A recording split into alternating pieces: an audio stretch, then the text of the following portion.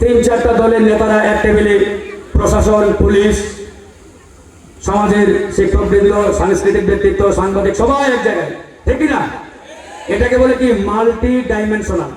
তা আমাদের একটা এলাকা বা একটা এরিয়াকে বা একটা জেলা, উপজেলা, ইউনিয়নকে আমরা যদি এগিয়ে নিতে চাই, সেটাকে যদি উন্নত করতে চাই, তাহলে আমাদের কি করতে হবে? সম্মিলিতভাবে কাজ করতে হবে। যে জাতি যত ঐক্যবদ্ধ, সে জাতি তত উন্নত। যে জাতি যত বিভক্ত, সে জাতি তত নিম্নগামী। বালিয়াডাঙ্গি উপজেলা, এটাকে একসময় বলা হতো মিনি গোপালগঞ্জ, নাকি? তো সেই মিনি গোপালগঞ্জ হোক আর বড় গোপালগঞ্জ হোক, এটাকে আমরা বালিয়াডাঙ্গি রাখতে চাই। বালিয়াডাঙ্গি আমাদের অহংকার, বালিয়াডাঙ্গি আমাদের গর্ব। আমরা এই বালিয়াডাঙ্গিকে ঐক্যবদ্ধভাবে গর্ব। এই বালিয়াডাঙ্গির বুকে কোনো মাদক কারবারি চলবে না, কোনো মাদক ব্যবসা চলবে না, চাঁদাবাজি চলবে না, টেন্ডারবাজি চলবে না।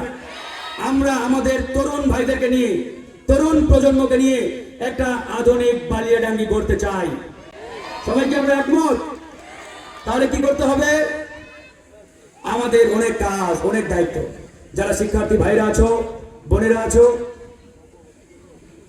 তোমাদের অনেক দায়িত্ব। সর্বপ্রথম দায়িত্ব তোমাদের পড়াশোনা ঠিক রাখতে হবে এবং তোমাদের একটা গোল, তোমরা কোথায় যেতে চাও, কি করতে চাও, এটা নির্ধারণ করতে হবে। এখানে যেহেতু ইন্টারমিডিয়েটের শিক্ষার্থীরাও আছে, তোমরা যদি ডিটারমাইন্ড হও যে আমি মেডিকেলে পড়বো, মেডিকেলে চান্স পেতেই হবে, তাহলে আমি বলবো আর এক বিন্দু পরিমাণ সময় নষ্ট করার সুযোগ নেই। কেউ যদি মনে করো আমি পাবলিক বিশ্ববিদ্যালয়ে পড়বো, তাহলে আজকে থেকে শুরু করে দাও। কেউ যদি মনে করো আমি ইঞ্জিনিয়ারিং ইউনিভার্সিটিতে পড়বো, তাহলে সংগ্রামে যুক্ত হলাম, রাজনীতির মাঠে আমরা চলে আসলাম। তো এই রাজনীতিতে যুক্ত হওয়ার কারণে কোনো চাকরির পরীক্ষা দেওয়ার সুযোগ হয়নি। এখন রাজনীতিতে আসছি, আফসোস কষ্ট কোনোটাই নেই। কারণ আমি মনে করি সবাই যদি সরকারি চাকরি করি, তাহলে এই রাজনীতিটাকে তারা ঠিক করবে। এই বিগত 50 বছরে বা 54 বছরে বাংলাদেশটার এত অধপতন হওয়ার একমাত্র কারণ আমাদের রাজনীতিবিদ এবং রাজনীতি। এই নষ্ট রাজনীতির কারণেই আমরা হাজার হাজার বছর পিছিয়ে আছি। বাস দিয়ে ব্রিজ বানিয়েছে, ব্রিজে মানুষ উঠতে পারে না। তা আমাদের কি হতে হবে? সৎ আদর্শবান নেতা হতে হবে, নেতা বানাতে হবে।